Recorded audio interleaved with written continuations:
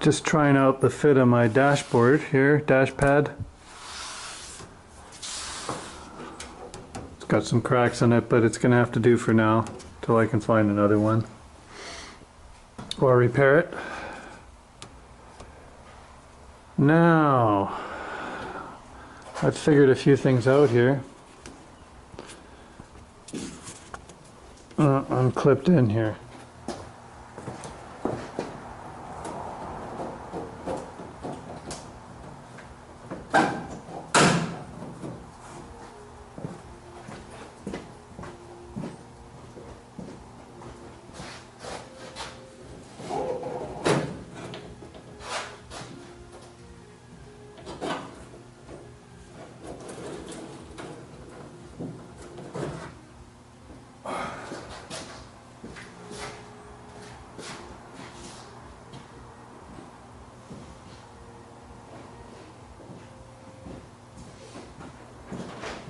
Going over my wiring.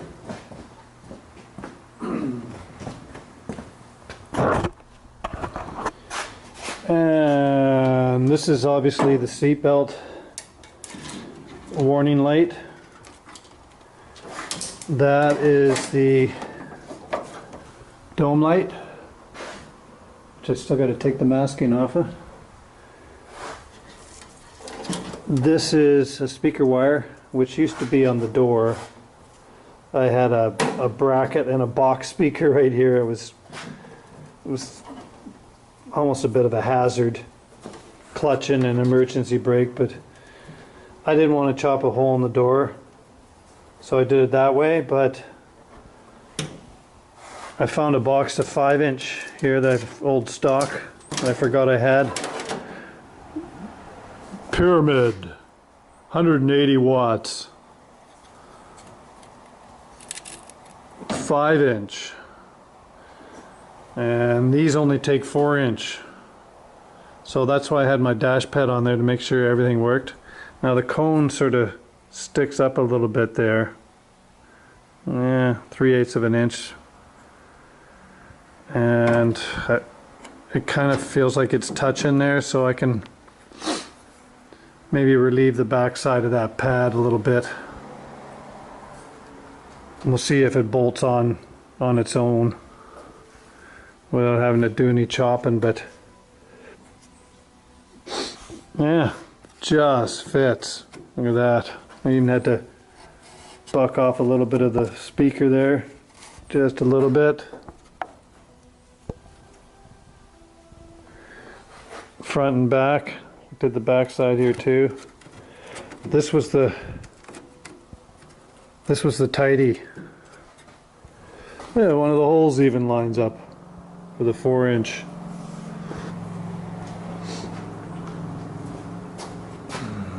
It's got the one in the middle there for the radio, which will be redundant. And this one here, well, I had to because it's got a bit of a hump here in the middle, I had to make it so it would lay down beside, like that.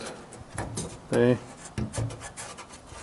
lay down beside to giving some clearance there, and now the fasteners will be onto something there. Still got a little bit of a rockies to it there.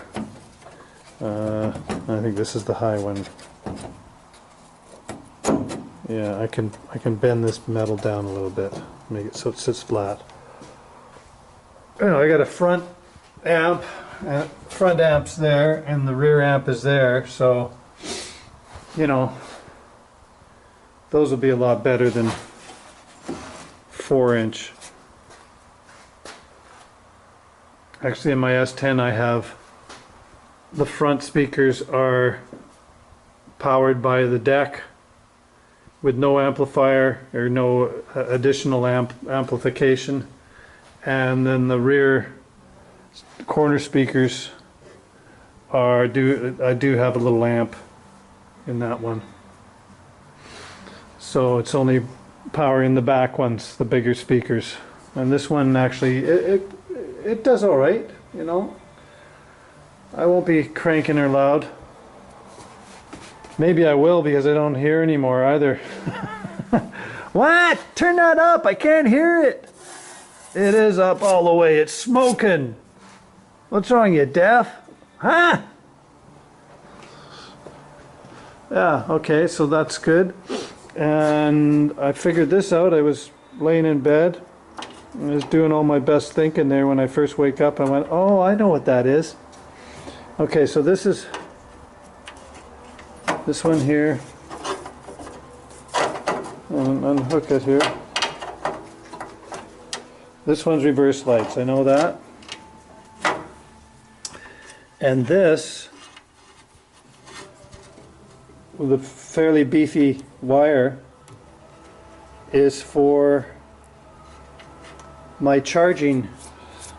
Just a toggle I click up, and then that means that the camper battery right there, this goes out and along in the gutter here, along the back, and then I just slide open the back window and connect it to the camper, and that toggle switch there charges when I want. Dugan, just leave that. Thumbs up, toggle up means it's charging, and down means it's not charging. That's all that does. It isolates the batteries so that the alternator isn't working so hard trying to keep 3 batteries going. I only flick it on when I need to charge, feel it needs a charge in the back there. And it actually looks like it's got a bit of a bump there. It does. I'll take some pliers to that. And on the dash, the instrumentation, there was 2 open, and I thought, oh, okay, well, let's throw another one in. I took it off a Big Blue, and I actually think that in behind here you got brake and seatbelt warning and high beam, and what's that again? Turn signal. And these 2 are okay, seatbelt, brake, seatbelt, 4-wheel drive, and something else. I can't remember now. So that's the seatbelt warning, and I've got a feeling that that's what this is right here. No, wait a minute. No, I'm wrong here. I could be wrong. If I'm not mistaken, there's a dome light.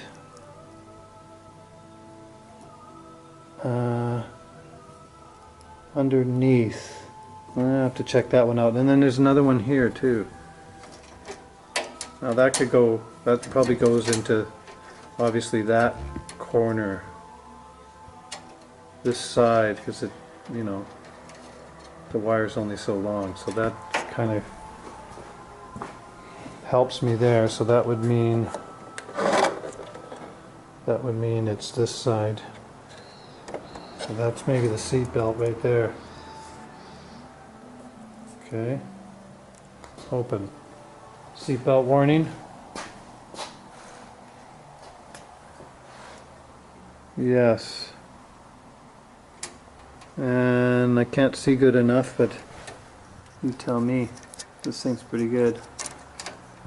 Is the filament still okay?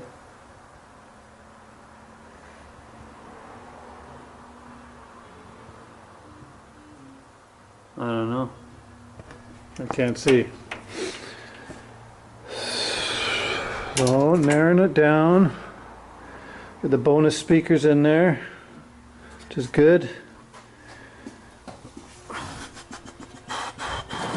Here's my, I had a indicator light for my backup reverse lights so that I don't drive around with them on, because they don't come on with the transmission, they come on manually.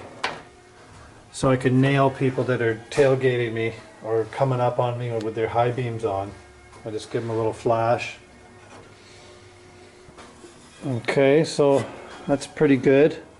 I'm kind of thinking of having a terminal block, getting a little four fuser terminal block, so that I can put a fuse. Well, I haven't looked at it closely enough. I might have an inline fuse. I know I've seen a few here. There's one there. That's probably not it, but what's this business down here that's been cut? Those are nice small ones. It's probably speakers. Original speaker.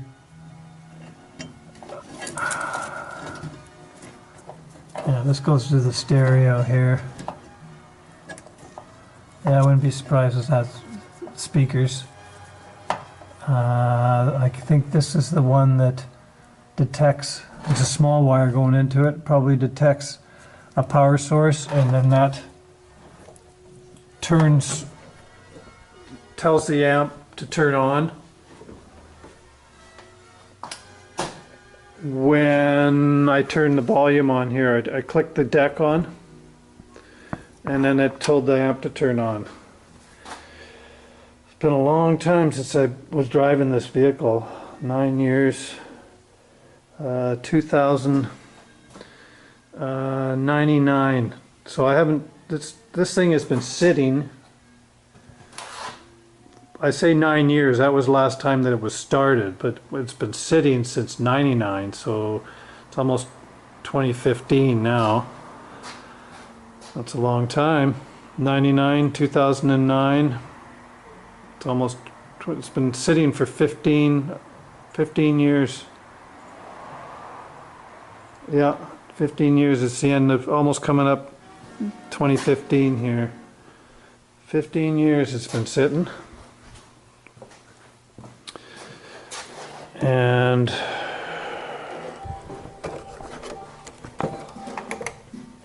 notice the mileage, just about 100,000 coming up. So I'm the second owner. This thing's been sitting for me. I bought it in '96, drove it for 4 years, 3.5 years, and it's been sitting ever since. Because I was driving the diesel. I bought the diesel. I wanted a 3/4 ton. That just happened to be a diesel. And I wanted it for the camper because I was afraid of DOT, but I'm gonna go back to the camper on this vehicle and tow a trailer as well, and then take the weight off of the axle weight. So I'll be loading up the trailer to take some of the weight off.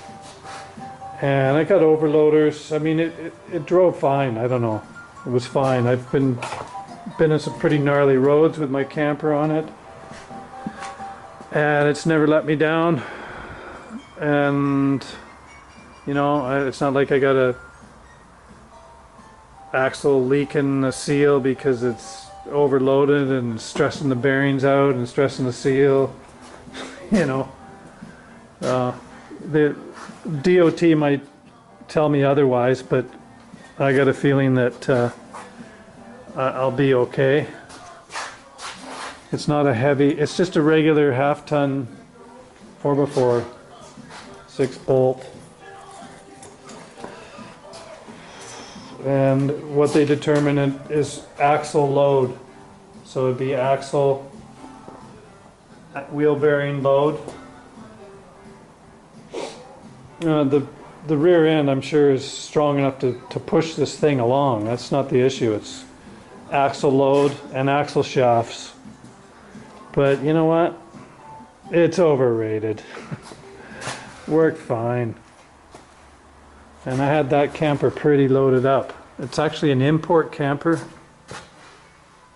that I modified. Used to come I dropped the floor and I dropped the sides so that I could stand up inside, because there's where the floor used to be, right there. So I dropped this down, and then I dropped the sides right down, and there's this big industrial rubber hose that makes a gasket, sits on my truck. It sits in there, just beauty. And if I take this vent off, I can close the tailgate too. Now you can see the line where the tailgate's been. Right there. Rubs a little bit. Actually, it's rubbing a hole in there pretty good. It's, on my new tailgate, I'll have to, well, you know, I don't have to put the tailgate up. I just leave the tailgate down, and then I got a door entry for my mat and everything to sit on the tailgate. Yeah, that's another thing I got to do, is do a little bit of work on this camper. Needs a new floor, or new vinyl floor. It's kind of gnarly. Yeah, it's okay. It's just, I just go over it. Want to recaulk it and get her all ready to go for when I launch this baby. I can go up the mountain behind me and do a little fly fishing. Oh yeah.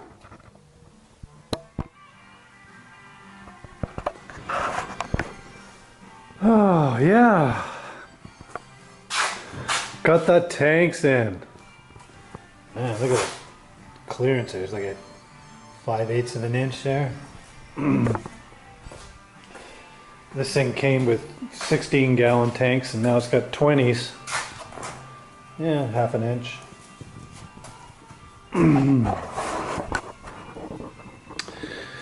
New hoses, clamps. Going to the whatever you want to call that, tank selector union there that's on the right side.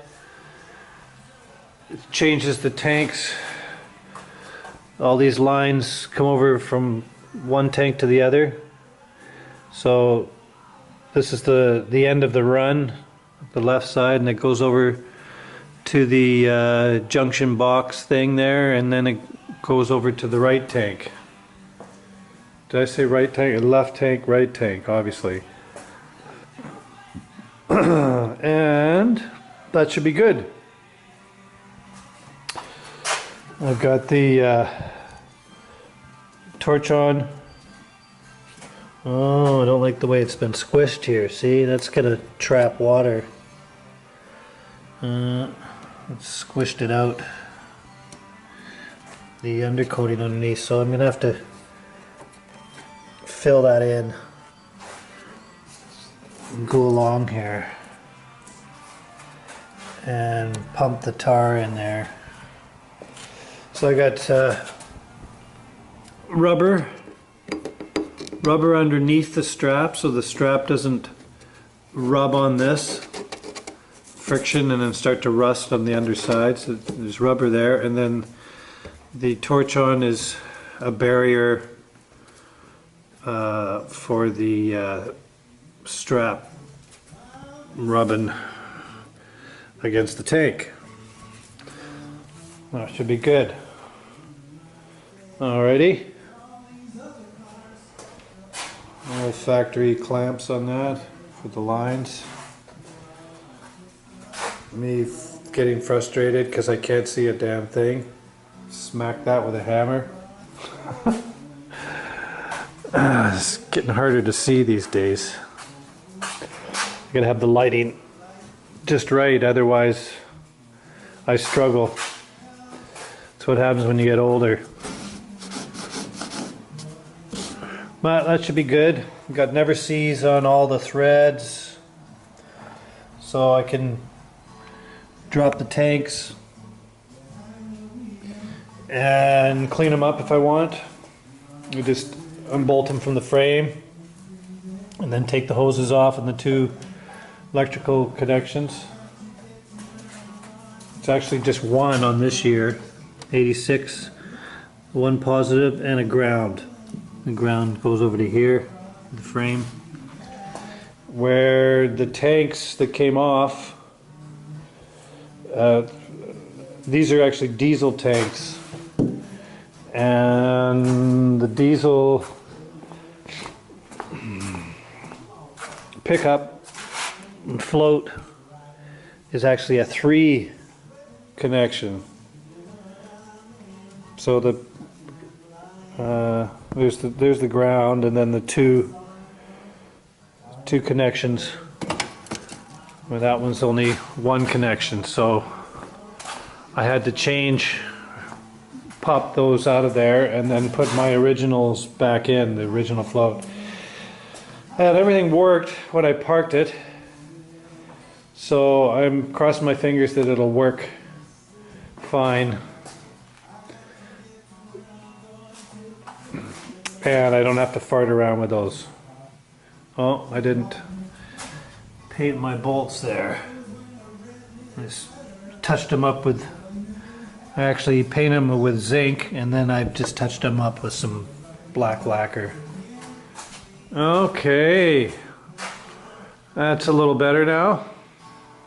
And I think I'm going to change the theme, and I'm going to bring the black right down to the middle of, actually the trim goes right here, right to the top, because I checked it out, and there's about the box, the box height right there. It covers that whole area. So I'll bring the black right down, you know, maybe to here, and then the trim will cover over the transition seam. Black all the way down here, and then I'm going to leave it red here. I think that'll look a little better.